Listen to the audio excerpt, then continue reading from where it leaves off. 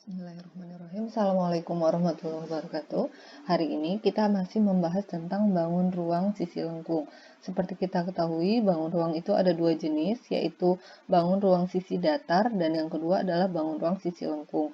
Bangun ruang sisi datar itu sudah kita pelajari di kelas 8, yaitu mengenai balok, kubus, prisma, limas, dan sebagainya. Nah, dengan ukuran-ukuran tertentu ya, jadi sisinya itu datar. Nah, sekarang bangun ruang sisi lengkung. Tabung ini termasuk salah satunya. Yang lainnya yaitu kerucut dan bola. Silahkan simak penjelasan Ibu sebagai berikut.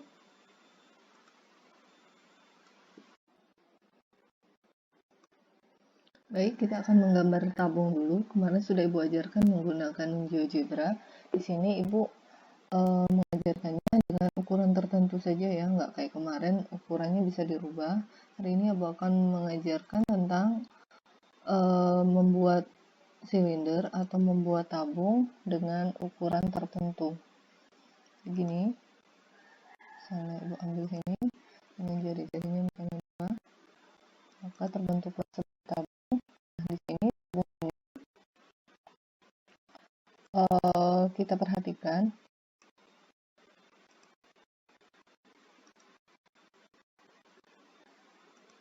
ya.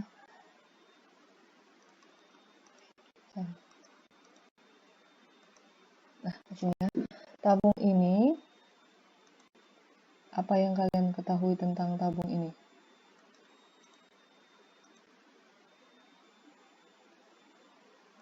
Oke, nah di sini ya. Di sini ada tabung, kita muter-muter tabung. Nah, seperti ini ya. Nah, jadi diketahui tabung ini memiliki 3 buah sisi, yaitu sisi tutupnya, terus selimutnya, selimut tabung ini yang menutupi, yang kalau dibuka dia bentuknya seperti segi 4. Terus yang terakhir itu adalah alasnya. Jadi dia terdiri dari 2 buah lingkaran dan dengan 1 buah selimut. Nah, ada tabung tanpa tutup. Jadi dia hanya memiliki 2 buah sisi. Sini ya, tutupnya di sini nggak ada. Di sini tutupnya nggak ada, jadi dia hanya memiliki 2 buah sisi, yaitu selimut, dan alas. Jadi itu minimal syarat-syarat sebuah tabung. Yang kedua, dia tidak memiliki titik sudut. Kita ketahui ya, sudut ini kan terdiri dari 2 buah lingkaran ya. Nah, lingkaran itu tidak memiliki titik sudut. Nah, jadi tabung juga tidak memiliki titik sudut. Ya, begini ya. Terus dia memiliki 2 buah rusuk. Rusuk yang pertama ya, di sini kan dia kan rusuknya tidak ada pada selimut. Rusuknya itu ada pada alas dan tutup. Gitu. Rusuknya pada alas dan tutup. Terus selimut tabung ini kalau dibuka, dia akan membentuk suatu persegi panjang, di mana ukurannya adalah yang ini T, tingginya adalah T, dan panjangnya itu adalah keliling lingkaran. Nanti kita akan bahas tentang volume tabung dan luas permukaan tabung. Ya, kita kembali ke slide.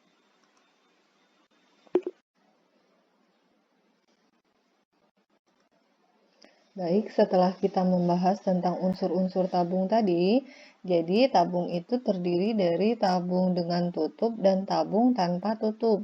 Nah, itu hubungannya dengan luas permukaan tabung. Yang pertama, kita bahas tentang tabung dengan tutup.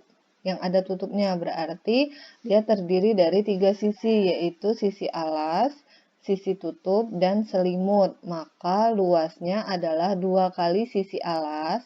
Harusnya itu sisi alas tambah sisi tutup ya, cuman karena dia sama, jadi Ibu tulis 2 kali luas alas ditambah luas selimut. Terus untuk tabung tanpa tutup, luasnya adalah cukup luas alasnya saja ditambah dengan luas selimut. Nah, alasnya itu berbentuk lingkaran, maka rumus luas alasnya adalah pi r kuadrat dan rumus luas selimut adalah 2VRT. Pi ingat berapa nilainya? Pi nilainya adalah 3,14 atau 22/7. Nah, Selanjutnya yaitu volume tabung. Volume tabung itu rumusnya sama, walaupun dia ada tutup dan tanpa tutup, maka volumenya itu tetap sama, yaitu luas alas dikali tinggi, di mana luas alasnya tetap sama kayak tadi, sama kayak luas permukaan tadi, luas alasnya adalah VR kuadrat. Nah, sekarang kita ke contoh soal. Diketahui sebuah tabung memiliki jari-jari alasnya 10 cm dan tinggi 17 cm. Jadi untuk mengerjakan sebuah tabung, kita cukup tahu alas dan tingginya saja, maka bisa diketahui luas dan volume. Jadi nanti apabila ada soal di mana diketahui luas dan tinggi, maka kamu cari jari-jarinya dulu, baru bisa mencari volume. Begitu juga dengan apabila diketahui volume dan jari-jari, maka kita cari tingginya dulu, baru bisa menentukan berapakah luasnya. Kita balik lagi ke soal. Diketahui sebuah tabung memiliki jari-jari alas 10 cm dan tinggi 17 cm. Yang ditanya adalah luas dan volume tabung. Pertama, kita harus cari luas alasnya dulu. Luas alas rumusnya adalah VR kuadrat. Di sini Ibu ambil 3,14 dikali 10 dikali 10, R-nya adalah 10. Maka hasilnya adalah 314 cm pangkat 2. Kalau luas itu pangkatnya 2 ya. Nanti kalau volume pangkatnya 3. Yang kedua, kita cari luas selimut. Luas selimut adalah 2 VRT. Maka 2 dikali 3,14 dikali 10 dikali 17. R-nya cukup 1 ya. Di sini kan R-nya kuadrat. Di sini R-nya 1. Maka hasilnya adalah 1067,6 cm pangkat 2. Nah, ditanya adalah luas permukaan tabung. Nah, apabila tidak diketahui ini tanpa tutup atau dengan tutup, maka otomatis ini adalah dengan tutup ya, dengan tutup. Jadi kalau cuma diketahui sebuah tabung saja, maka dia pasti dengan tutup. Tapi kalau dia tanpa tutup, nanti di soalnya itu dikasih tahu sebuah tabung tanpa tutup gitu ya. Jadi kalau dia hanya tabung saja, maka dia adalah tabung dengan tutup. Nah, bagaimana rumus luas tabung dengan tutup? Luas tabungnya adalah 2 kali luas alas ditambah luas selimut. 2 kali luas alas, tadi luas alasnya kita dapat adalah 314.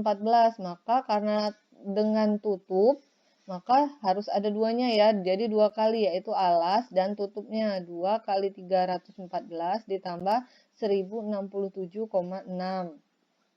Hasilnya adalah 314 ini dikali 2 dulu, hasilnya adalah 628. Kalau dijumlahkan dengan 1067,6, hasilnya adalah 1695,6 cm pangkat 2 atau cm persegi. Nah, untuk volume tabung rumusnya adalah luas alas kali tinggi. Tadi kita juga sudah mencari, luas alasnya adalah 314. Nah, tinggal kita kalikan. Luas alasnya adalah 314 dikali 17, hasilnya adalah 5338 cm pangkat 3. Jadi, di sini luasnya adalah 1695,6 cm pangkat 2. Volumenya adalah 5338 cm pangkat 3. Sekian dari Ibu. Jangan lupa kerjakan tugasnya. Upload tugas di Classroom. Assalamualaikum warahmatullahi wabarakatuh.